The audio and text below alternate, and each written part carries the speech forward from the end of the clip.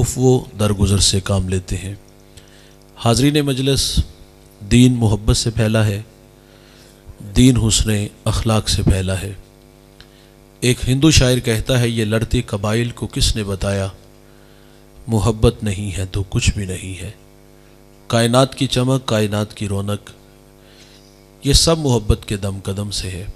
کریم آقا صلی اللہ علیہ وسلم فرماتے ہیں، تم میں اچھا وہ ہے جس کا اخلاق اچھا ہے، اور وہ اچھا نہیں ہے جس کا اخلاق اچھا نہیں ہے۔ بارگاہ رسالت مآب صلی اللہ علیہ وسلم میں ایک خاتون کا تذکرہ کیا گیا کہ بندہ نواز صوم و صلات کی پابند ہے، لیکن اس کی زبان کے فتنوں سے ہمسایہ محفوظ نہیں، تو فرمایا جہنمی ہے۔ میرے نبی کا فرمان ہے، گھر خریدنے سے پہلے ہمسایہ اور سفر کرنے سے پہلے ہم سفر دیکھ لیا کرو۔ ہمسایہ اچھا نہ ملے تو زندگی عذاب ہو جاتی ہے، اور آپ ان لوگوں سے پوچھ کے دیکھ لیں جو اس عذاب میں مبتلا ہیں۔ ہمسایہ صرف اتنا کہہ دینا کہ بھائی ڈیک کی آواز تھوڑی سی ہلکی کر دو، غلط تو نہیں کہا بھائی، ترغیب ہی دلائی ہے نا،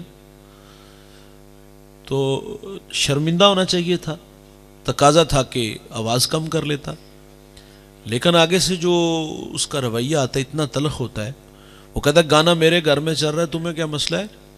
اور پھر وہ ضد میں آ کے اوباش لڑکوں کو مکان کی چھت پہ لے چڑھے گا اور اس شریف آدمی کی بیٹیوں کو چھڑے گا، آوازیں کسے گا، کبھی اس کے دروازے کے سامنے گندگی پھینک جائے گا، روڑے اٹکائے گا۔ تو اس لیے فرمایا گھر خریدنے سے پہلے ہمسایہ دیکھ لو۔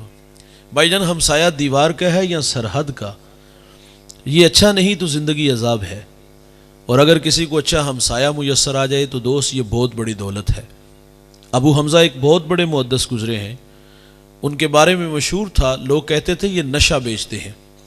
وہ کوئی منشیات کا کام نہیں کرتے تھے، بلکہ جب وہ حدیث رسول بیان کرتے تو لوگوں پہ نشہ طاری ہو جاتا تھا۔ ابو حمزہ کا ہمسایہ اس کو، پہلے ٹھیک تھا وہی لاؤڈ سپیکر اسی طرح کر دو، ابو حمزہ کا ہمسایہ اس کو بامر مجبوری مکان فروخت کرنا پڑ گیا، اور اس نے باہر لکھ کے لگا دیا کہ 2000 درہم میرے مکان کی قیمت اور 2000 درہم ابو حمزہ کی ہمسائیگی کا لوں گا۔ تو لوگوں کی ایک لمبی لائن لگ گئی 4000 دینار دینے کے لیے، اور جب ابو حمزہ کو پتا چلا کہ میرا ہمسایہ مکان بیچ کے جہاں سے جا رہا ہے، تو آپ نے خادم کو 4000 دینار دیے، فرمایا جلدی جاؤ اور میرے ہمسائے کو دے آؤ اور اسے کہنا کہ یہ ویسے ہی رکھ لو لیکن مجھے چھوڑ کے نہ جانا۔ اور کچھ ہمسائے دوست ایسے ہوتے ہیں، وہ گلی محلہ بستی شہر کیا دنیا ہی چھوڑ جائے نا، اللہ کا شکر ادا کرتے ہیں لوگ، فتنہ زمین میں چلا گیا، لوگ دیگے چڑھاتے ہیں۔ یار یہ کوئی زندگی ہے کہ ہمارے فتنوں سے ہمارا ہمسائے نہیں محفوظ؟ تذکرہ خاتون کا ہے دوست، نمازیں بھی ہیں، روزے بھی ہیں، لیکن زبان کا زہر کوبرا سانپ سے بھی زہریلا ہے، تو فرمایا جہنمی ہے۔ اسی طرح ایک اور عورت کا تذکرہ کیا گیا کہ معمول کی نمازیں ہیں، معمول کے روزے ہیں، لیکن ہمسایہ بڑا مطمئن ہے، تو میرے نبی فرماتے وہ عورت جنتی ہے۔ جوانوں، جنت کا معیار کیا ہے؟ اچھے اخلاق، میٹھے بول ہیں۔ امام منذری الترغیب و ترہیب میں ایک روایت لائے ہیں، یہ 6 صدی کے محدث ہیں، حدیث کی معتبر کتاب ہے۔ بارگاہ رسالت مآب صلی اللہ علیہ وسلم میں ایک شخص حاضر ہوا جس کا نام نامی اس میں گرامی جابر بن سلیم ہے۔ حضور سے پہلی ملاقات تھی، اور اللہ نے میرے محبوب کو یہ کمال بخشا تھا کہ آپ پہلی ہی ملاقات میں اپنا بنا لیتے تھے۔ ان کے بول بہاروں جیسے اور اصحاب ستاروں جیسے، مٹھیاں مٹھیاں بولیاں مدنی ڈول دیاں، کنا دے وچ رہندیاں مشری گول دیاں، لب کے لے آواں کتھوں سونا تیرے نال دا، دنیا تے آیا نہ کو تیری مثال دا۔ میٹھی میٹھی باتیں من میں اتری، ایمان نصیب ہوا، جانے لگے تو عرض کرتے آقا میرے دامن میں حکمت کے موتی ڈال دیجئے۔ بھائی جان، جو شخص ابھی ایمان لایا ہے اس کو میرے نبی نے پہلی نصیحت کیا کی؟ نماز پڑھا کرو، روزے رکھا کرو، موسم حج آئے تو حج کے لیے نکلو، مال کے نصاب ہو تو زکوٰۃ دو۔ جو شخص ابھی ایمان لایا اس کو سب سے پہلی نصیحت یہ فرمائی، لا تسبن احدا، فرمایا جابر کسی کو گالی نہ دینا، اس کو اخلاق سکھائے۔ اور آپ فرماتے پھر میں نے ساری زندگی کسی جانور کو بھی گالی نہیں دی۔ ناراض نہ ہوئیے گا دوست، ہمارے بچے بولنا سیکھتے ہیں تو گالیاں سیکھتے ہیں۔ اچھا، ہمارے بچے کی زبان پر جب پہلی دفعہ گالی آئی تو گھر کے بڑے پریشان نہیں ہوئے کہ ہماری غفلت اور ہماری ناچاکیوں کا رزلٹ جو ہے، نتیجہ آج سامنے آ گیا ہے۔ گھر کے بڑے سنجیدہ بھی نہیں ہوتے کہ ہمیں زندگی سے، گھر سے گالی کو نکالنا ہوگا، بلکہ ہم لوگ تو اس پہ حظ لینے والے ہیں۔ رات جب افراد خانہ جمع ہوتے تو ہم تو اس بچے کو چھیڑتے ہیں، گالی نہ دے تو اس سے تقاضا بھی کر دے، پترا جڑی سویرے گال منو کڑی ذرا دادے نو سنا، اپنے پاپا کو سناؤ۔ یہ کوئی سنانے والی چیز ہے بھائی؟ اس کو گھر سے نکالنا ہوگا۔ لیکن ہم نے حوصلہ افزائی کی، اور اس حوصلہ افزائی کے نتائج بڑے بھیانک آتے ہیں۔ جب وہ بڑا ہو کے ہمیں گالی دیتا ہے نا، تو ہم کہتے ہیں ہماری بہو نے اس کو تعویذ ڈال دی ہے۔ اس کا کیا قصور ہے بھائی؟ وہ تو 2 ماہ ہوئے آپ کے گھر میں آئی ہے، 25 سال تو آپ کے زیر تربیت رہا ہے، گالی تو آپ خود دے رہے ہو۔ بچے تو کوڑا کاغذ ہوتے ہیں، جو بھی تحریر لکھو گے وہ 1 منٹ ہے، آپ نے گالی لکھی ہے بھائی، نتائج گالی میں آئیں گے۔ اگر ہمارے گھروں کا ماحول قرآن پڑھنے والا ہے، حدیث پڑھنے والا ہے، محمد عربی پہ درود پڑھنے والا ہے، تو اس کے بھی نتائج آئیں گے۔ میں عرض کروں گا خواجہ قطب الدین بختیار کاکی کو، کاکی ہندی کا لفظ ہے جس کا معنی روٹی ہے۔ اس نام سے شہرت قطب الدین نے کیوں پائی، کیسے پائی؟ آپ کی ماں بچپن میں بیٹے کو کھانا پیش کرتی تھی، کھانا دینے سے پہلے کہتے بیٹا مصلا بچھا، سجدہ کر اور رب سے کھانا مانگ۔ بیٹا سجدہ کرتا، ہاتھ اٹھاتا، ماں تازہ کھانا بنا کے کمرے میں چھوڑاتی، بیٹا آتا کھانا کھاتا، اللہ کا شکر ادا کرتا، کبھی کبھی ماں سے اظہار بھی کرتا، ماں میرا مالک کتنا مہربان ہے، میں دعا مانگتا ہوں وہ میری جھولی بھرتا ہے، وہ مجھے تازہ کھانا دیتا ہے۔ ماں خوش ہوتی کہ میرے بیٹے کا رب سے توکل کا رشتہ جڑ گیا ہے۔ سنیے گا، آپ فرماتی میں ایک دن کام کی غرض سے گھر سے باہر تھی، آنے میں تھوڑی سی تاخیر ہو گئی، اور قطب الدین مدرسے سے پڑھ کے گھر آ گیا، تو فرماتی دل ڈوبنے لگا کہ مالک میں نے تو بڑی مشکل سے اپنے بیٹے کا تیرے ساتھ محبت کا رشتہ جوڑا ہے، تو کہیں آج کمزور نہ پڑ جائے۔ آپ فرماتی ہیں کہ میں گھر آئی تو قطب الدین محو استراحت تھا۔ فرماتی بیدار ہوا تو میں نے کہا بیٹا کھانا کھایا؟ دل ڈوبا ہوا، خوف زدہ تھا کہ مالک کیا بنے گا، تو کہا ماں کھانا پہلے بھی کھاتا تھا، لیکن جو کھانا آج ملا ہے، جو مزہ آج آیا ہے، پہلے کبھی نہیں آیا۔ اور ماں رب سے جوڑتی تھی، اور یہ وہی قطب الدین ہے، ماں مدرسے میں بیچتی ہے۔ استاد کہتے بیٹا پڑھ الحمدللہ رب العالمین، ازبر تھا سیقول السفہاء من الناس، ازبر تھا تلک الرسل فضلنا بعضهم علی بعض، ازبر تھا 14 پارے سنائے۔ استاد بڑے متاثر ہوئے، بیٹا جہاں سے 14 پڑھے بقیہ 16 بھی اسی مدرسے میں اسی استاد سے پڑھ لیتے، ہجے بھی اچھے ہیں، منزل خوب۔ تو عرض کرتے استاد جی میں نے کسی مدرسے میں کسی استاد سے زانو تلمس طے نہیں کیے۔ تو فرمایا بیٹا یہ دولت کہاں سے آئی؟ تو عرض کرتے استاد جی میری والدہ 14 پاروں کی حافظہ ہے، میں نے ماں سے سن سن کے حفظ کر لیے ہیں۔ اور بھائی ماں قرآن پڑھے بیٹا قاری قرآن بنتا ہے، ماں دودھ پلائے سونے محمد پہ درود پڑھے تو بیٹا دشت نینوا کو میدان کربلا بنا دیتا ہے۔ بچے بڑوں سے سیکھتے ہیں، ہم سکھائیں گے تو سیکھیں گے۔ کلاس روم میں ٹیچر نے بچوں سے سوال کیا بڑے ہو کر کیا بنو گے؟ دیکھیے ماں باپ خواب دکھاتے ہیں، ماں باپ خواب دیکھتے ہیں، اپنے بچوں سے بہت ساری توقعات وابستہ کیے ہوتے ہیں، اور جو لائق فرما بردار بیٹے ہوتے ہیں وہ ان راہوں پہ دوڑتے ہیں، خوابوں کی تکمیل کی دوڑ ہوتی ہے۔ نالائق بچوں کی تو کہانی نہیں، میں لائق بچوں کی کہانی سنا رہا ہوں۔ استاد کلاس میں سوال کرتا ہے بڑے ہو کر کیا بنو گے؟ کسی نے ڈاکٹر کہہ دیا، کسی نے انجینئر کہہ دیا، اور ایک بچہ کہتا ہے استاد جی میں بڑا ہو کر صحابی رسول بنوں گا۔ جھٹکا لگا، بیٹا صحابی تو وہ ہوتا ہے جس نے حضور کا زمانہ پایا ہو، سر کی آنکھوں سے حضور کا جمال دیکھا ہو، تو 14 صدیوں کے فاصلے پہ کھڑا ہے، لیکن بتا تیرے دل میں شوق کیسے پیدا ہوا؟ تو وہ بچہ کہتا ہے استاد جی میری والدہ روزانہ سونے سے پہلے مجھے ایک صحابی رسول کا واقعہ سنا کے سوتی ہے، میرے دل میں شوق پیدا ہوا ہے میں بڑا ہو کر صحابی بنوں۔ رکیے گا بھائی 2 لمحوں کے لیے، میں اور آپ دیکھیں ہم نے اپنے بچوں کو صحابہ کی محبت سکھائی؟ معذرت سے جواب آئے گا کہ نہیں سکھا سکے، اور اس کی وجہ بھی ہم بیان کرتے ہیں، ہمارے پاس وقت نہیں ہوتا۔ 8 گھنٹے فیکٹری میں کام کیا، 8 سے 18 تک کیا، تو بچوں کے لیے 1 گھنٹہ بھی نہ نکلا، ان کے ساتھ 10 منٹ بھی نہ گزارے ہم نے، اور یہ کوئی بہانہ ہے کہ ہمارے پاس وقت نہیں ہوتا؟ مجھے بتائیے گا اس کائنات میں میرے رسول سے بھی مصروف ترین شخصیت کوئی ہوگی؟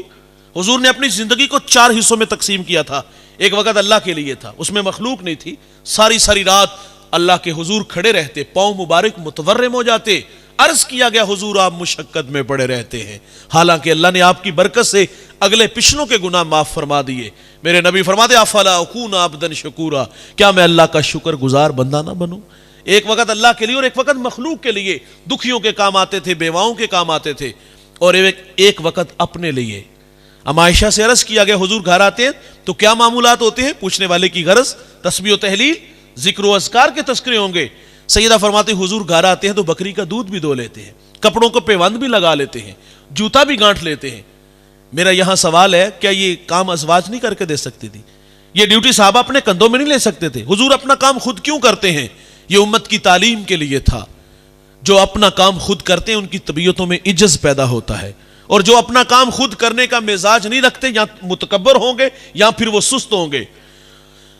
آج کچھ لوگوں کے رویے ہم نے دیکھا، وہ کہا تھا میری گاڑی کا دروازہ کھولنے والا ملازم الگ، میرے بوٹ پالش کرنے والا الگ، میرے کپڑے دھونے والا پریس کرنے والا الگ، مجھے کیا ضرورت پڑی اپنا کام خود کرنے کی؟ مجھے بتائیے گا بھائی، اللہ فرماتا ہے محبوب اگر آپ کہو تو ہم بطح مکہ کو سونے چاندی کا بنا دے۔ جس کے دربان ابو بکر و عمر جیسے لوگ ہوں وہ اپنا کام خود کریں، اور میں اتنا کمزور کہ میں اپنے جوتے بھی نہ اٹھا سکوں، میں بازار سے سبزی بھی نہ خرید سکوں۔ حضور اپنا کام خود کرتے ہیں۔ وہ کھانا بنانا تھا، ایک کہتے میں بکری ذبح کروں گا، دوسرے کہتے میں کھال اتاروں گا۔ حضور فرماتے کھانا بنانے کے لیے لکڑیوں کی ضرورت ہوتی ہے، میں جنگل سے میں محمد لکڑیاں کاٹ کے لاؤں گا۔ ایک وقت اپنے لیے اور ایک وقت اپنی اولاد کے لیے، اپنی اولاد کو وقت دینے کے نتائج میں عرض کرنے لگا ہوں۔ سیدہ فاطمہ الزہرا رضی اللہ تعالی عنہا بچوں کو سلا دیتی ہیں، مصلی بچھا لیتی ہیں، پیشانی جھکا لیتی ہیں، ساری رات اللہ کے حضور کھڑی ہیں۔ ایک دن اللہ سے کہتی ہے اللہ تیری راتیں کتنی مختصر ہیں، رات بیت جاتی ہے فاطمہ کا ذوق بندگی نہیں پورا ہوتا۔ اللہ فاطمہ کو ایک رات دے دے، جی بھر کے سجدے تو کر لے۔ امام زین العابدین فرماتے میں نے تہجد اپنے باپ سے سیکھی ہے۔ کربلا سے یہ قافلہ جب مدینہ آیا، عورتیں افسوس کے لیے آئی، حضرت زینب سے ایک خاتون نے عرض کی کہ کربلا میں خاندان نبوت پہ سب سے مشکل اور اوکھی گھڑی کون سی تھی؟ پوچھنے والے کی غرض کسی کی شہادت کی تڑپتی کہانی سنائیں گی۔ سیدہ زینب فرماتی کربلا میں خاندان نبوت پہ سب سے مشکل گھڑی وہ تھی جب رات کو ہم بچوں کو جمع کر رہے تھے تو آپ فرماتی ہماری نماز مغرب میں تھوڑی سی تاخیر ہو گئی، قضا نہیں ہوئی بھائی، قضا نہیں ہوئی، تاخیر ہوئی۔ یہ سجدے کہاں سے آئے؟ کربلا میں بھی قضا نہیں ہوتے۔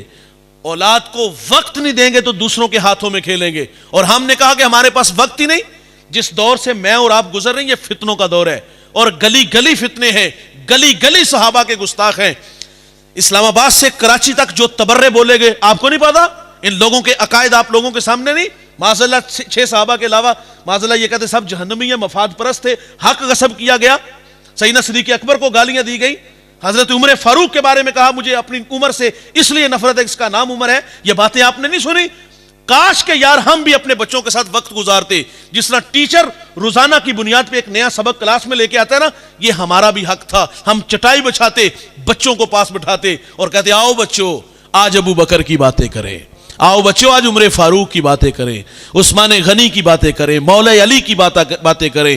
یقین جانو آپ اپنے بچوں کو صحابہ کی سیرت سکھاتے، اگر کوئی نالائق بدبخت اگر کوئی کسی صحابی پہ بات کرتا تو وہ گدی سے زبان کھینچتا کہ ماں بچپن میں سکھا گئی ہے۔ رسول اللہ فرماتے دنیا میں سب کو صلہ دیا ہے، ابو بکر کو صلہ قیامت کے دن میرا رب ہی عطا فرمائے گا۔ یہ ہم نے سکھانا تھا، ہم کیا سکھاتے رہے، ہم کہاں دوڑتے رہے۔ اپنے بچوں کے ساتھ وقت گزارنے والا مزاج پیدا کرو۔ اگر آج ہم اپنے بچوں کو وقت نہیں دیں گے تو بھائی جان نتائج بھیانک آئیں گے، یہ کسی اور کے ہاتھوں میں کھیلیں گے۔ ایک بہت بڑے خاندان کا چشم و چراغ، اس کے بگڑے حالات پہ کسی نے جرت کر کے سوال، بڑے لوگوں سے ڈر بھی لگتا ہے، اس نے کہا جان کی امان چاہوں گا حضرت، آپ کا والد تو بہت بڑا نام تھا، گھر میں چشمہ بہ رہا تھا اور آپ کیوں محروم رہے؟ اس نے بہت بڑی بات کی، اس نے کہا ہمارے ساتھ حادثہ ہوا ہے۔ کہا کیا ہوا؟ وہ کہتا جو وقت ہمارا تھا نا وہ وقت بھی تم لوگ لے گئے ہو، تو پھر ہم نے یہی کچھ بننا ہے۔ اشفاق احمد سے کسی نے کہا تھا کہ بڑے لوگوں کے بچے بڑے کیوں نہیں ہوتے؟ تو اشفاق احمد نے کہا تھا کہ بڑے لوگوں کے بچے یتیم ہوتے ہیں۔ بھائی جان باپ کے ہوتے ہوئے بھی باپ کی شفقت نصیب نہ ہو، یتیمی نہیں تو اور کیا ہے؟ معذرت سے ہم تو گھر میں رہ کے بھی غیر حاضر ہوتے ہیں، موبائل کی نہیں جان چھوڑتے۔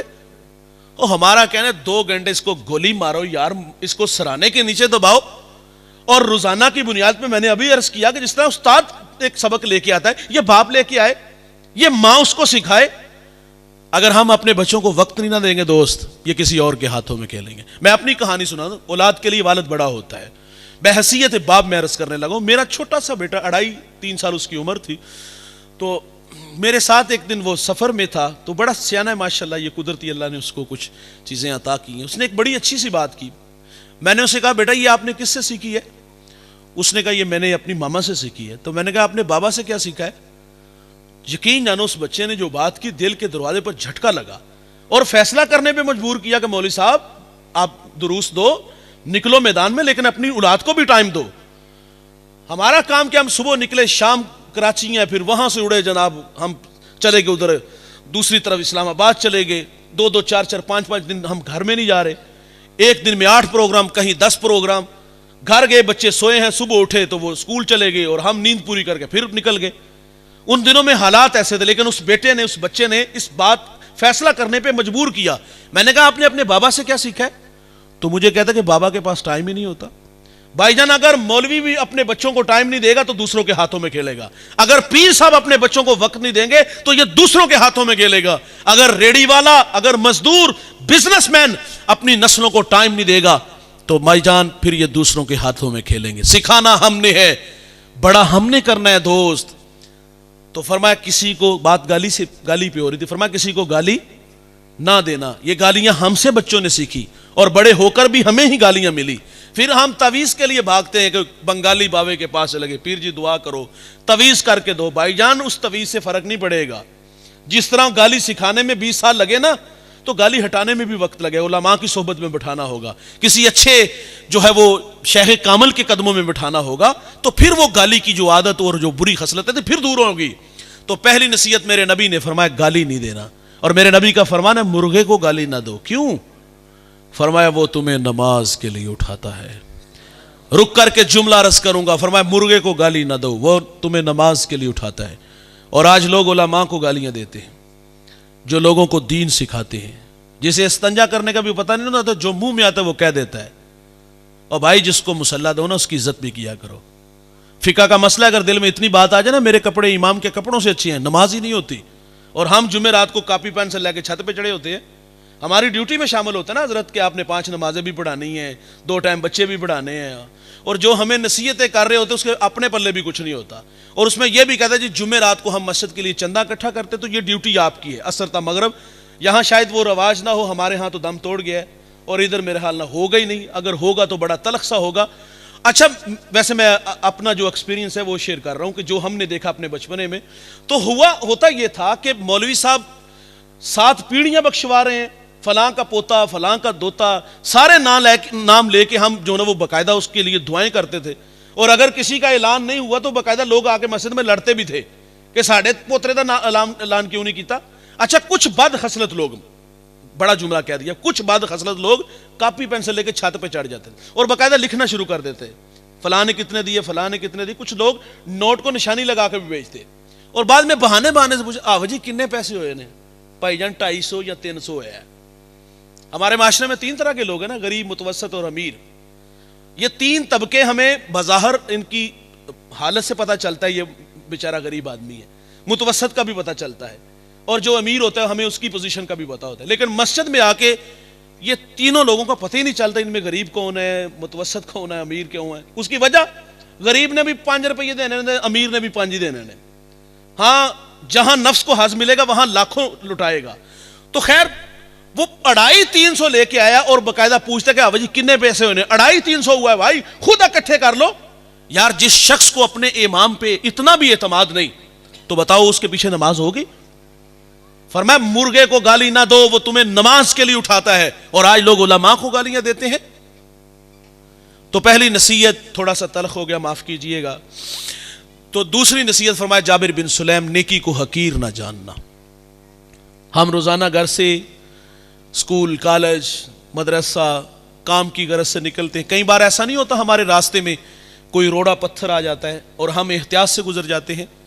میرا کہنا ہے بھائی یہ احساس ہمیں کیوں نہیں روکتا کہ میرے بعد آنے والا کوئی میرا مومن بھائی اس راستے سے گزرے گا کہ تو کہیں بے خبری میں اس پتھر سے نہ الجھ جائے.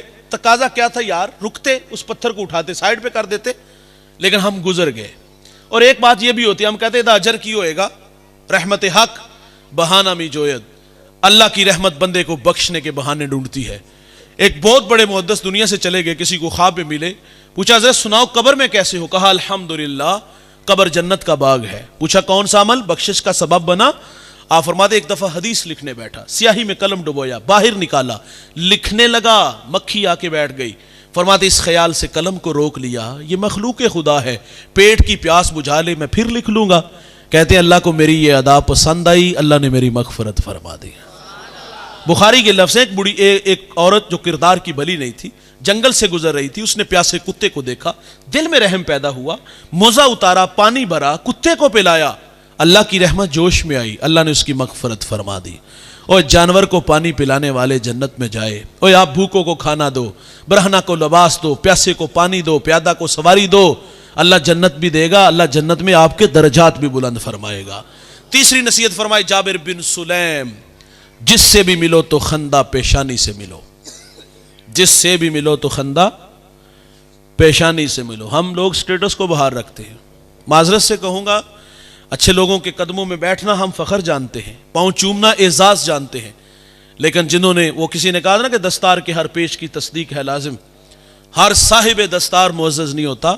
وڈیاں وڈیاں پگاں مان لینا بندہ بڑا نہیں ہوتا, بندہ رویوں سے بڑا ہوتا ہے. اور ہمارے ساتھ لوگوں کی جو عقیدت کا رشتہ ہے, وہ مذہب کے نام پہ لوگ ہمارے ہاتھ پاؤں چوم لیتے ہیں. تو میں عرض کروں گا, انتہائی معذرت سے ان لوگوں کے چہروں سے نقاب اتاروں گا جو مذہب کے نام پہ لوگوں کو دھوکہ دیتے ہیں. اگر ہمارے رویے یہ ہو کہ غریب ٹائم لینے آجے ہم ٹائم نہ دیں, کوئی مسئلہ پوچھنے آجے ہم مسئلہ نہ بتائیں, اور ایک بندہ بہاول نگر سے, چیچا وطنی سے, ملتان سے, کراچی سے 500,000 کلومیٹر کا سفر کر کے ہمارے پاس آئے اور اس کو ہم نظر انداز کر دیں, کیوں؟ کیونکہ اس کے پاس دینے کے لیے نذرانہ نہیں. اس کو مسجد کی نکر میں بٹھا یا حیو یا قیوم کے وظیفے میں بٹھا دے. اور بھائی وظائف کی کمی نہیں ہوتی. سالک جب راہ سلوک میں منازل طے کرتا ہے, یہ اس کی ضرورت ہوتی ہے. ایک ختم ہوتا ہے, دوسرا سبق ملتا ہے. سبق تو وہ پچھلے ہفتے لے کے گیا تھا, وہ بیچارہ دکھی ہوا تھا, گھر سے کوئی چوٹ لگی تھی, وہ تو کندھا تلاش کرتا تھا, وہ سمجھتا ہے وہ کندھا ایسا ہے وہاں سر رکھ کے رہوں گا تو میرے کچھ دکھ کم ہوں گے, لیکن نظر انداز اس لیے ہوا کہ اس کے پاس دینے کے لیے کچھ نہیں تھا. خیر وہ عقیدت میں بیٹھ کے یا حیو یا قیوم کے وظیفے میں لگا. تھوڑی دیر بعد کلف لگے کپڑوں میں ایک شخص آیا, آگے پیچھے خدام, اور وہ سیدھا اندر چلا گیا. اندر سے آواز آئی, آپ کسی کے ہاں پیغام بیچتے تو میں خود ہی آ جاتا. بتائیے گا اگر یہ رویے ہمارے ہوئے تو لوگوں کو دین کہاں سے ملے گا؟ میں آپ لوگوں سے بھی مخاطب ہوں, آپ اپنے ملازم سے اس طرح بات کیا کرو دوست جس طرح اپنے بیٹے سے بات کرتے ہو. واصف علی واصف کہتے ہیں اپنے ماتحت کے ساتھ حسن سلوک یہ ہے کہ اسے اپنا ماتحت ہی نہ سمجھو. اور واصف علی واصف کہتے ہیں بڑا آدمی وہ ہوتا ہے, ایک معیار میں نے آپ نے مقرر کیا ہے. ہم سمجھتے ہیں جس کے پاس دولت ہو, دوڑتی گاڑیاں ہو, فلک بوس عمارتیں, بنگلے, پلازے ہوں, ہم سمجھتے ہیں کہ اس شہر کا, دیہات کا بڑا آدمی وہ ہے. دولت سے انسان بڑا نہیں ہوتا دوست, یہ دولت تقسیم ہے. اللہ کسی کو زیادہ دیتا ہے, کسی کو تھوڑا دیتا ہے. جس کو زیادہ دیا اس کے لیے بھی امتحان, جس کو تھوڑا دیا اس کے لیے بھی آزمائش ہے. دولت سے بڑا نہیں ہوتا بھائی. واصف علی واصف کہتے ہیں بڑا وہ ہوتا ہے جس کی صحبت میں بیٹھنے والے لوگ خود کو چھوٹا نہ محسوس کریں, خود کو چھوٹا محسوس نہ کریں. ہمارے دیہاتوں میں تو باقاعدہ کہتے ہیں اوقات اچ رکھ. اوقات کس چیز کا نام ہم لوگوں نے رکھا ہے؟ ہم نے دولت کو معیار بنایا ہے. میاں صاحب تو تنقید کرتے, وہ کہتے ہیں بے وقوفاں دے نوکر ویکھے دانش مند سیانے. دولت سے بڑا نہیں ہوتا بھائی, بندہ رویوں سے بڑا ہوتا ہے. اچھا ہمارے دیہاتوں میں نا کچھ لوگوں کی گردن میں سریانی گارڈر ہوتا ہے. گارڈر سمجھتے ہیں نا, وہ سارا دن اسی نشے میں گھومتے پھرتے ہیں کہ لوگ مجھے آگے بڑھ کر کے سلام کریں. کچھ بے نیاز بھی ہوتے ہیں, اور میں سمجھتا ہوں بعض جگہ پہ طبیعتوں میں بے نیازی ہونی چاہیے.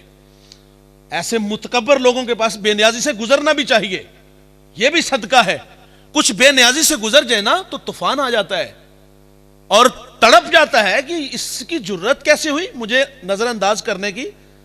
آگ بگولا ہوتا ہے, گزرتے لوگوں کو پوچھتا ہے کہ یہ کدھر پتر ہے, اور جس کا بھی ہے بھائی تم بڑھ کے سلام کر لو. عزت مانگنے سے نہیں عزت ملتی, عزت دینے سے عزت آتی ہے.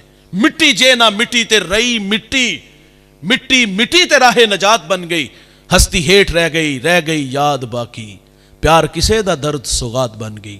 عزت مانگو گے تو عزت نہیں ملے گی, عزت دو گے تو عزت پلٹ کے آئے گی. ہم کہتے ہیں ملازم کے ساتھ بیٹھ کے چائے پیا کرو, کبھی کبھی اس کے ساتھ بیٹھ کے گپ شپ لگایا کرو, کبھی کبھی اس سے مشورہ مانگا کرو. یار عزت دے کر تو دیکھو عزت آئے گی. ایک بہت بڑا مذہبی اسکالر دسترخوان پہ بیٹھ کے کھانا کھا رہا تھا, باہر ایک جاروب جھاڑو دے رہا ہے. انہوں نے کہا بیٹا کھانا کھا لو. نظر اٹھائی, کانوں کا دھوکا لگا, کون غریبوں کو منہ لگاتا ہے؟ بھائی جان غریب بھائی ہو تو بھائی منہ نہیں لگاتا, ہاں غریب بہن ہو تو بھائی منہ نہیں لگاتا. یار غریب بہن تو بھائی سے رشتہ لینے آ جائے تو بھائی کے تیور دیکھنے والے ہوتے. وہ کہتا تیری جرت کیویں ہوئی ہے, تو اپنی اوقات تے وے, تو 2 وقت کا کھانا نہیں میری بیٹی کو دے سکتی, اور رازق ہم ہیں. بہنیں ولی بناتی ہیں, بہنیں ماں کا روپ ہوتی ہیں. بہنوں کے ہاتھ بھائیوں کے لیے ہر وقت اٹھے رہتے ہیں. یار اپنے لہجوں میں تھوڑی سی شائستگی اور رویوں میں تھوڑی سی شائستگی پیدا کرو. خیر میں یہ عرض کر رہا ہوں, وہ غریب آدمی تھا, جھاڑو دے رہا تھا, کہا پتر کھانا کھا لا. دھوکا لگا, کون منہ لگاتا ہے. پھر آواز آئی, بیٹا کھانا کھا لو. ششت رو کے کہتا ہے, حضرت مجھے کہہ رہے ہو؟ کہا ہاں جی. بیٹا جی کھانا کھا لو. جھاڑو اس نے وہاں رکھا, دوڑ لگا دی. تھوڑی دیر بعد واپس آیا, اس کے ساتھ اس کی بیوی بچے تھے. وہ کہتا ہے, حضرت کھانا بعد میں کھائیں گے, ہم عیسائی ہیں, ہمیں محمد عربی کا غلام بنا دیجئے. اور بھائی اسلام پہ 3 گھنٹے کا لیکچر نہیں, دلائل نہیں, صرف 2 میٹھے بول ہیں. پتر کھانا کھا لے, خالی دامن ایمان سے بھر رہا ہے. دین رویوں کا نام ہے بھائی. جس سے بھی ملو تو خندہ پیشانی سے ملو. میرے نبی صلی اللہ علیہ وسلم عیدگاہ کی طرف تشریف لے جا رہے ہیں. سریرا کھلا میدان آیا, بچے عید کی خوشیوں میں مسرور ہیں. لیکن ایک جگہ طوفان تھا. ایک بچہ جس کی آنکھوں میں آنسو, پھٹے پرانے کپڑے. حضور گزرے کے قدم رک گئے. فرمایا, بیٹا آپ کیوں رو رہے ہو؟ شاید کہ حضور کو پہچان نہ سکا. عرض کرتا ہے, فلاں غزوے میں میرے والد حضور کے ساتھ تھے, شہید ہو گئے. میں یتیم ہو گیا, ماں بیوہ ہو گئی. ماں نے دوسرا نکاح کر لیا, ستیلے باپ نے مال پہ قبضہ کیا اور مجھے دھکے دے کے گھر سے نکال دیا. میرے کریم آقا فرماتے, بیٹا کیا تو اس بات پہ راضی نہیں کہ محمد تیرے باپ لگے, عائشہ تیری ماں لگے, فاطمہ تیری بہن لگے, علی تیرے چچا لگیں, اور حسن و حسین تیرے بھائی لگیں؟ وہ بچہ کہتا ہے, یہ رشتے میرے ہیں. حضور فرماتے, تیرے ہیں, آج سے تیرے ہوئے. اس نے کہا, اگر یہ میرے ہیں تو مجھے اور کیا چاہیے. سنیے گا صاحب, عیدگاہ میں انتظار ہو رہا ہے, اور حضور اس بچے کو لے کے گھر آئے, اس کو اچھے نئے کپڑے پہنائے, پھر انگلی تھامی, عیدگاہ کی طرف تشریف لے آئے.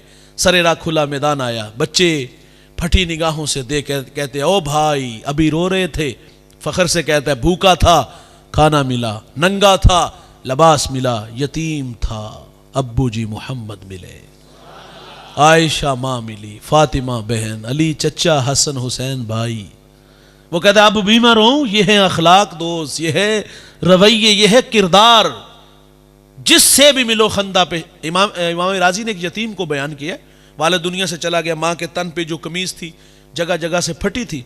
ماں سے کہتے, ماں اجازت دو چچا سے قمیض لے آؤں. کہا, بیٹے تو عرب کی روایت سے واقف نہیں, قمیض نہیں ملے گی, دھکے ملیں گے. بچہ تھا, تھوڑا سا ماں سے محبت میں الجھا, رشتوں کی قدریں بتانے لگا. ماں جانتی تھی کہ اس کے ساتھ کیا ہونے جا رہا ہے, لیکن اجازت دے دی.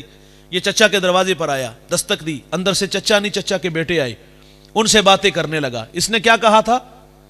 یہ کہا ہوگا کہ چلو باہر کھیلنے, یا کل کا کوئی پروگرام بنانے آیا تھا. وہ کیا کسی مفکر نے کہا تھا کہ غریب کی جوانی جنگل کا پھول, اور سردیوں کی چاندنی یوں ہی بیکار جاتی ہے. غریب کو تو یار جوانی میں بال سنوارنے کا بھی موقع نہیں ملتا. عید والے دن آلو چھولے لگا کے بیٹھا ہوتا ہے, غبارے بیچ رہا ہوتا ہے, پاپڑ بیچ رہا ہوتا ہے. یہی کہا ہوگا, تمہاری چچی کے تن پہ قمیض جگہ جگہ سے پھٹی ہے اور میں سوالی بن کے آیا ہوں, قمیض دے دو.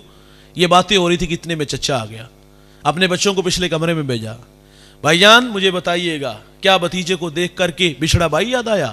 آنکھیں نمناک ہوئی, دل میں گداز اترا, شفقت کے بازو پھیلے. ہم نے پڑھا ہے بھائی.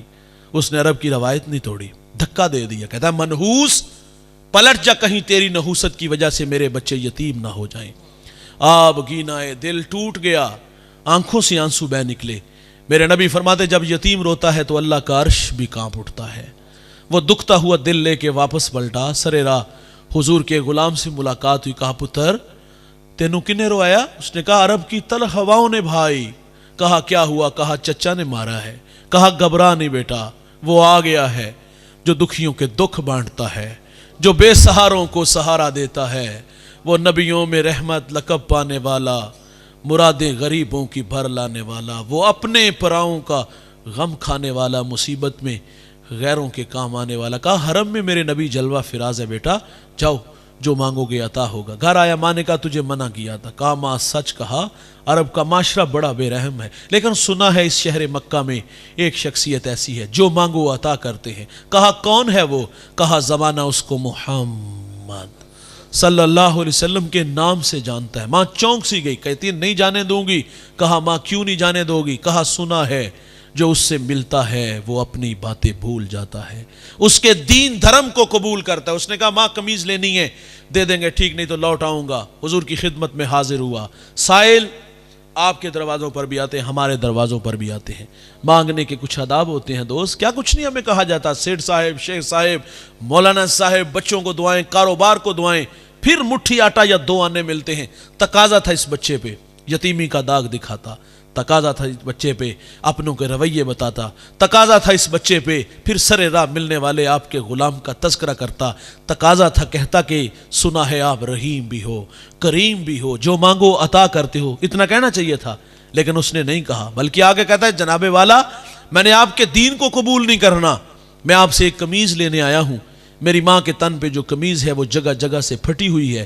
حضور ناراض نہیں ہوتے، قمیض کے بٹن کھولتے ہیں، اتارتے ہیں اور اس یتیم کو عطا فرما دیتے ہیں، اور پھر یوں بازو پھیلا لیے، فرمایا آجو بیٹا میں محمد کے سینے سے لگ جاؤ۔ بتائیے گا جو سینہ رسول اللہ کے سینے سے لگا ہوگا وہاں کفر ٹھہرا ہوگا؟ جس سے بھی ملو تو خندہ، بلا امتیاز ملا کرو دوست، یہ امیر ہے، یہ غریب ہے، یہ کمی، یہ چودھری، یہ بت ہم لوگوں نے بنائے ہوئے ہیں۔ یقین مانیے گا آپ بلا امتیاز لوگوں کو ملنا شروع کر دو، آپ کو ایسا لگے گا کہ آپ کی پوری بستی ہی مسکرا رہی ہے۔ میرے نبی صلی اللہ علیہ وسلم نے جابر بن سلیم کو ایک اور نصیحت فرمائی، جابر کسی کو شرمندہ نہ کرنا، کسی کو، اور ہم لوگ قدم قدم پہ کر دیتے ہیں۔ بازار کی نکر پہ شور سنائی دیا گیا، اس جم گٹھے میں میں بھی داخل ہوا، ایک دوسرے کو رسوا کر رہا تھا، آواز آسمان کو چھو رہی، دوسرا جو رسوا اور نظریں جھکی ہوئی ہیں اور اس کے لبوں پہ وہ بڑی عجیب سی کیفیت تھی۔ میں نے پوچھا خیریت؟ وہ کہتے اس نے قرض لینا ہے۔ میں نے کہا ایسے زاویے میں سوال کرے یار، اس کی عزت نفس کا ہی خیال کر لے۔ اچھا میں نے پوچھا قرض کتنا ہے؟ بعض لوگوں کی بری عادت ہوتی ہے وہ لے لیتے ہیں واپس نہیں کرتے۔ میں نے کہا لینے کتنے ہیں؟ وہ کہتا ہے 150 روپیہ۔ کیا اوقات ہے یار 150 روپے کی؟ برسرے بازار اللہ کے بندے کو ذلیل کر کے رکھ دیا۔ ہم بازار میں کھڑے ہوئے تو تڑپتا ماحول دیکھا، ہم مسجد میں آئے، انتہائی معذرت سے کہوں گا ہم نے مسجد میں بھی آ کر کے جو نمازیوں کے رویے دیکھے، دیکھا بھائی انسان کی فطرت میں بھول جانا ہے، گناہ کا ہو جانا ممکن ہے یار، ایک بندہ گناہ چھوڑ دیتا ہے، معافی مانگ کے آتا ہے، اللہ کے گھر میں آتا ہے۔ گناہ گار کے لیے امتحان بڑا ہے، ایک تو امتحان یہ ہے کہ وہ تو بیچارہ کسی کو تبلیغ کر رہا ہو نا تو پرانا دوست مل جائے تو اس کی تبلیغ کو غیر مؤثر کرتا ہے۔ وہ کہتا ہے وہ راتیں بھول کے جب رنڈیوں کے ساتھ گزارتے تھے، شراب خانوں میں گزارتے تھے، آج حاجی ثناء اللہ بنا بیٹھا ہے، دکھی ہو کے وہ مسجد میں آتا ہے کہ چلو وہاں زبانیں شائستہ ہوں گی، ماحول خوبصورت ہوگا، میں جاؤں گا تو مجھے عزت کی جا پہ کھڑا کریں گے۔ لیکن اسے کیا پتا تھا کہ مسجد میں میرے ساتھ کیا ہونے جا رہا ہے۔ جو ہی مسجد میں اس کے قدم آئے تو ہمارے رویے بھی تلخ نکلے۔ ہم نے کہا لو سو چوہے کھا کے بلی حج نو چلی، اور تینوں مسجد راکی نے وہایا، چور چوری چھوڑ دیتا، ہیرا پھیری نہیں چھوڑتا، جوتے چرانے آئے ہو؟ وہ بھی کہتے ہیں اللہ جاؤں تو کہاں جاؤں، نہ پرانے یار جینے دیتے ہیں نہ مسجد کے نمازی جینے دیتے ہیں۔ ہم نے بھی ذلیل کر کے مسجد سے نکال دیا۔ ہمیں تو خوش ہونا چاہیے تھا نا، اس کی پیشانی میں سجدوں کا نور آیا ہے، ہمیں خوش ہونا چاہیے تھا نا، اس کے کانوں میں قرآن کے نغمے آئے ہیں، ہمیں تو خوش ہونا چاہیے تھا، اور بھائی اس کے لبوں پر سونے محمد کے ترانے آئے ہیں، لیکن ہم نے بھی ذلیل کر کے نکال دیا۔ مسجدیں ویران ہیں بھائی، جا کے حالت دیکھ لو، کنال میں مسجد ہوتی 10 نمازی نہیں ملتے۔ اقبال اندلس کے کرتبہ مسجد جس کے 1400 ستون ہیں، اجڑا دیکھا تو اقبال پھونٹ پھونٹ کے رویا تھا کہ رو رہی ہے آج ایک ٹوٹی ہی مینا اسے، کل تلک جس ساکی کے گردش میں پیمانے رہے، خیر تو ساکی سہی مگر پلائے گا کسے، اب نہ میں کش باقی رہے نہ میں خانے رہے۔ اقبال کہتا ہے وائز قوم کی وہ پختہ خیالی نہ رہی، برق تباہی نہ رہی، شعلہ مکالی نہ رہی، رہ گئی رسم اذاں روح بلالی نہ رہی، فلسفہ رہ گیا تلقین غزالی نہ رہی، مسجد مرثیہ خواہاں کے نمازی نہ رہے۔ یعنی صاحب اوصاف وہ حجازی نہ، ویران ہے یار اللہ کے گھر، ہمیں تو خوش ہونا چاہیے تھا، لیکن ہمارے رویوں سے وہ بیزار ہو کے پھر اندھیر نگری میں چلا گیا۔ ہم نے بازار میں تڑپتا، ہم نے مسجد میں سلگتا ماحول دیکھا، اور آئیے گھروں کا ماحول دیکھیے گا، اور بالخصوص یہ جو سسرال کا معاشرہ ہے یہ تو انتہائی ظالم معاشرہ ہے۔ میں نے ایک ریسرچ پڑھی ہے، وہ کہتے ہیں 60% بچیاں سسرالی رویوں کی وجہ سے دکھی ہیں۔ بہو سے چینی کا کپ ٹوٹ جائے نا، کیا اوقات ہے بھائی اس کی، ہاتھ سے گر گیا یار، جان بوجھ کے نہیں پھینکا، ٹوٹ گیا، ٹوٹنے والی چیز تھی، بازار سے نہیں بھی آ جائے گی، تو رویے دیکھنے والے ہوتے ہیں۔ ہم کہتے ہیں گھر سے لائی ہوتے تو تجھے قدر ہوتی۔ ہمارے معاشرے میں 4 طرح کے لوگ پائے جاتے ہیں، ایک نمائش والے بہت زیادہ ہیں، ان کی ریشو زیادہ ہے، اور نمائش بیٹی والی کی طرف سے بھی اور بیٹے والوں کی طرف سے بھی ہے۔ بیٹی والے ہمارے دیہاتوں میں باقاعدہ رسم وخالہ کے نام پہ ایک خاتون کو کہا جاتا ہے اور وہ پورے محلے کی عورتوں کو جمع کرتی ہے اور وہ اس کا سارا جہیز کا سامان باہر چارپائیوں پہ بچھایا ہوتا ہے. وہاں مزدور کی بیٹی بھی آتی ہے, وہاں بیوہ کی بیٹی بھی آتی ہے. تو جب وہ دیکھ کر کے واپس جا کے اپنے بوڑھے باپ کو کہانی سناتی ہے, اس نے جو پہلے دن کپڑے پہننے اس کی بیٹی نے 2.5 لاکھ کا سوٹ ہے, کہاں سے مزدور لا کے دے گا جو اپنی بیٹی کو عید والے دن بھی 500 کا جوڑا نہیں لے کے دے سکتا یار, کہاں سے وہ سونے کے کنگن لا کے دے گا, وہ تو کانچ کی چوڑیاں بھی نہیں لے کے دے سکتا. ہمارا جینا حرام کیا ہے ان لوگوں نے جو نمائش کرنے والے ہیں. ہم تو اللہ کی تقسیم پہ راضی ہیں یار. ہم نے 15,000 کمانے والوں سے سناؤ کیسے علادہ کرائے پہ رہتے ہیں, وہ کہتا اللہ دا بڑا ہی شکر ہے. لیکن جب نمائش ہوئی, ہمارے بچوں نے چھوٹی چھوٹی خواہشیں ماں باپ کے سامنے رکھی, تو کہاں سے وہ بوڑھا پوری کرے گا. یہ ہے نمائش والے, بیٹی والے بھی اور بیٹے والے بھی. بارات جب جاتی ہے نا, جب میرج ہال میں داخل ہونے سے پہلے ڈولک کی تھاپ پہ جس طرح بھنگڑے ہوتے ہیں اور نئے نوٹ فضا میں اڑتے ہیں, غریبوں کے بچے جب ان پیسوں پہ جھپڑتے ہیں, کئیوں کو ٹھڈے بجتے ہیں, گالیاں دی جاتی ہیں, کئی بیچارے گاڑیوں کے نیچے کچلے بھی جاتے ہیں. یار یہ کوئی پیسہ لٹانے کا طریقہ ہے؟ یار آپ کو خوشی ہوئی ہے, خوشی منانے کا طریقہ ہے؟ کتنا ہی اچھا تھا, دولہے کو دیتا چچا, تایا, پھپھا, ماما, بھائی, کزن, جس نے بھی پیسے پھینکنے تھے وہ لا کر کے دیتا. یار ہمیں بڑی خوشی ہوئی. لیکن آج اس خوشی کے دن اس محلے بستی میں تجھے پتا ہے کون کون سے گھر میں چراغ نہیں جلتا. وہ یار پیسے دیتے, جا کے ان کی خدمت کر کے آتا, بھائی جان وہ بھی راضی ہوتے, عرش کا رحمان بھی راضی ہوتا. لیکن ذلیل کیا ان نمائش والوں نے. اور دوسرے طرح کے لوگ وہ ہیں جو ڈیمانڈ کرتے ہیں. نمائش سے ڈیمانڈ آتی ہے, اور ڈیمانڈ کرنے والوں نے تو باقاعدہ فہرست بنا کے دی ہوتی ہے, یہ چیزیں ہمارے پاس نہیں, اور یہ چیزیں آپ نے اپنی بیٹی کو دینی ہے, تو لہٰذا شادی سے کچھ دن پہلے ہمارے گھر تک پہنچ جائے. اور اس کے اوپر سر فہرست جو بڑی چیز ہوتی ہے وہ گاڑی ہوتی ہے.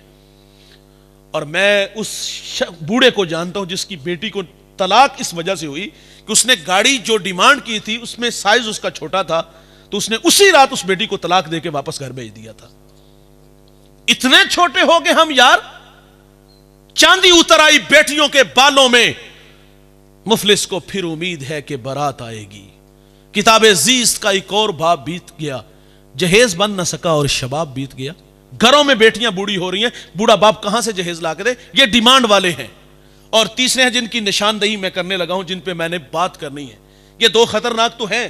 ان خطرناک لوگوں کا ہمیں پتہ ہے, ان کمینہ صفت لوگوں کو ہم اچھی طرح جانتے ہیں. ہم نہ تو نمائش کرنے کے قابل, کیونکہ ہم تو مزدور لوگ ہیں, اور نہ ہم ڈیمانڈ کرنے کی پوزیشن میں ہیں پوری کرنے کی, کیونکہ ہم تو 500 روپے روزانہ کا کما کے لاتے ہیں. 2 ٹائم کا بچوں کا کھانا ہی پورا ہوتا ہے.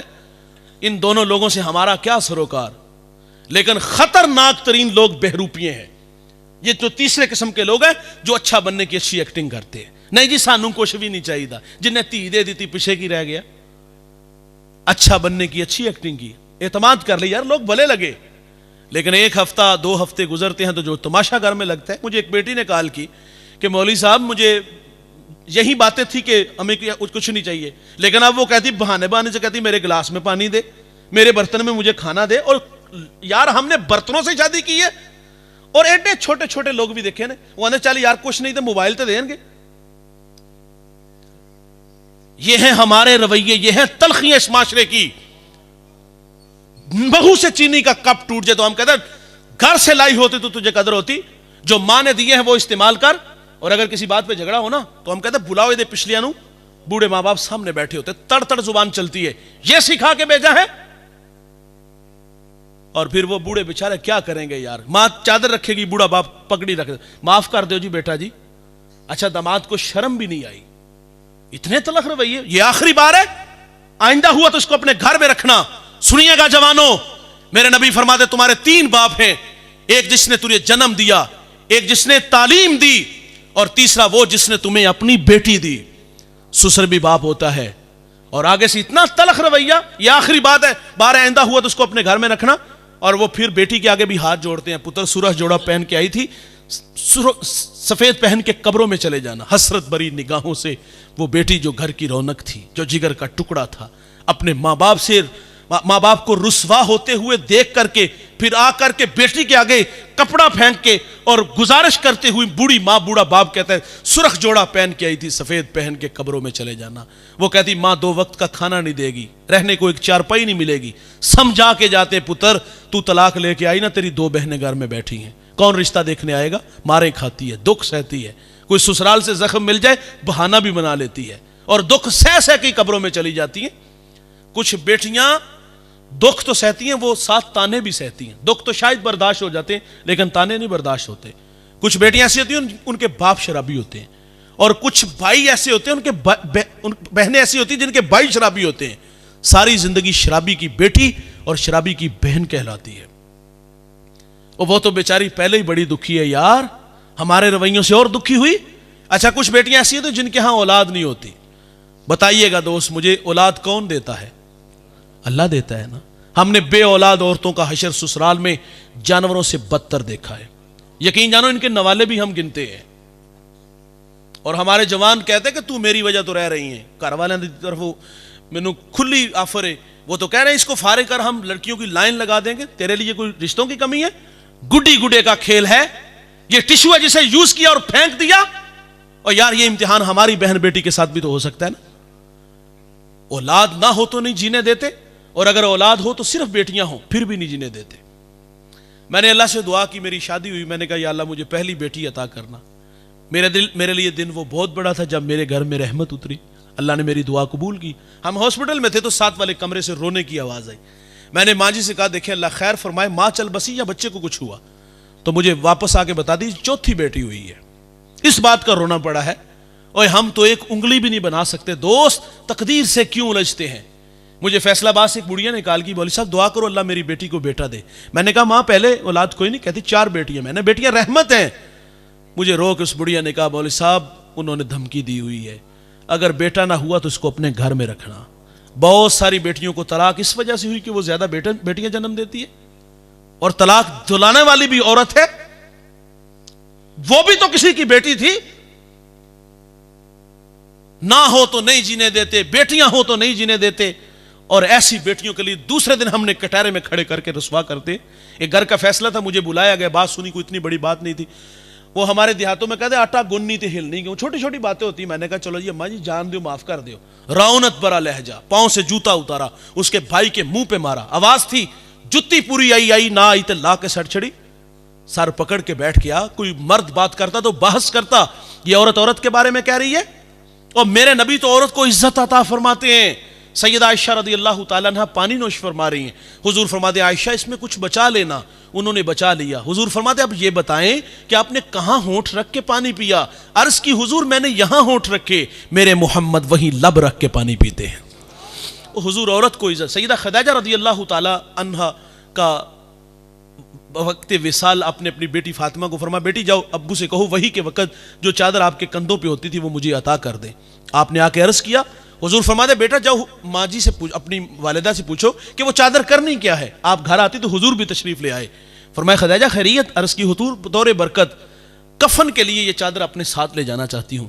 آقا فرماتے آپ چادر مانگ رہی ہو، اگر میرے جسم کی جلد بھی مانگتی میں تمہیں وہ بھی اتار کے دے دیتا. او حضور عورت کو عزت دے، ہم پاؤں کا جوتا کہیں. حکیم لقمان سے کسی نے کہا تھا آپ نے لوگوں کا علاج کیا، شفا کیسے ملی؟ کہا 2 پڑیاں تھی میرے پاس. کہا کون کون سی؟ کہا فرق بھی بڑی جلدی پڑے گا. کہا کون کون سی؟ کہا ایک محبت اور دوسری عزت.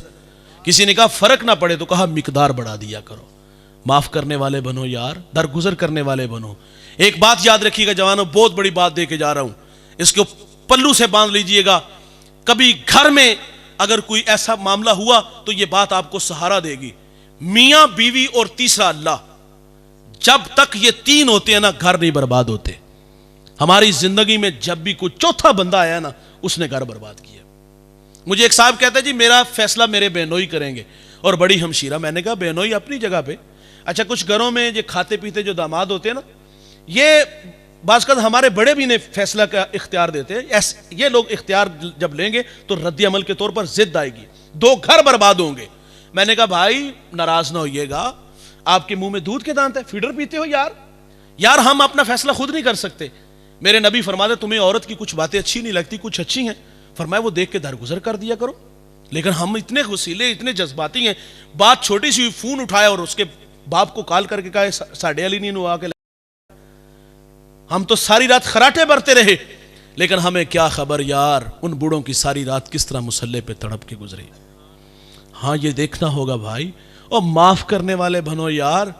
अपने कमरे की माना कि कुछ औरतों की बुरी आदतें होती हैं और वो घर को बास का जहन्नम भी बना देती हैं, लेकिन भाईजान बहर सूरत वो किसी की बेटी भी तो है। उस बेटी को भी मैं अब ऐसे हमारे सामने केस आते हैं, कुछ तलखियां दूसरी तरफ से भी होती हैं। मैं उन बेटियों को भी कहूंगा कि खुदा के लिए जिस तरह पीछे माँ बाप छोड़ के आई ये भी माँ बाप है, जिस तरह पीछे बहन भाई हैं ये भी बहन भाई हैं, ये भी रिश्तों की कदरों को जाने। लेकिन हमने ज्यादा जो रवैये देखे हैं, तलाक की रेशो जो ज्यादा देखी है और घर उजड़ते जो हमने देखे वो मर्दों की तरफ से ज्यादा होते हैं। तो इसलिए भाई दरगुजर करने वाला मिजाज पैदा करो, माफ करने वाला मिजाज पैदा करो। ये आखिर पे एक दो बातें गुफ्तगू समेट लेता हूं। एक दफा दुरूशी पढ़िएगा, सलातु वस्सलाम।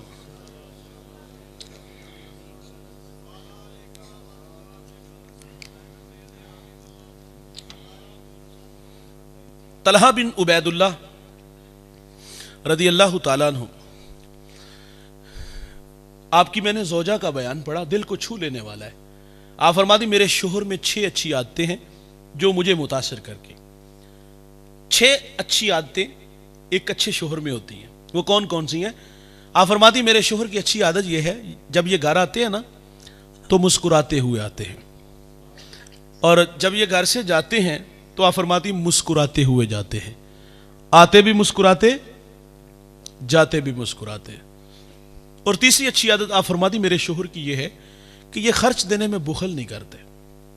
खर्च देने में ये शोहर की जिम्मेदारी है ना। हम बाहर दोस्तों में हों तो 10,000 का खाना खाएंगे, 2 लाख मरी उड़ाएंगे, घर में 500 रुपया खर्च दिया है तो उसका भी हिसाब लेते हैं। अच्छा, कुछ लोगों की हमने आदतें देखी है, क्योंकि देहात के हैं और देहात में ये मसाइल हमारी नज़रों से गुजरते हैं। 500 रुपया दिया उसका हिसाब भी लेते हैं। और बास तो इतने छोटे छोटे लोग हमने देखे, वो कहते हैं ये पीछे पहुंचाइए। और जिसने पाल पोस के जवान करके पढ़ा लिखा के आपके साथ भेज दिए यार, वो आपके 500 रुपए के भूखे होंगे? ये एक सवाल है यार। खैर, ये घर के बास को तो बड़े भी बात कर देते हैं। और चौथी अच्छी आदत आप फरमाती मेरे शोहर की ये है कि ये इनसे कभी खर्च मांगने की जरूरत भी नहीं पड़ी। ये शोहर की जिम्मेदारी है। देखिए, मियाँ बीवी का जो रिश्ता है ना, ये बड़ा बेतकल्लुफ सा रिश्ता है।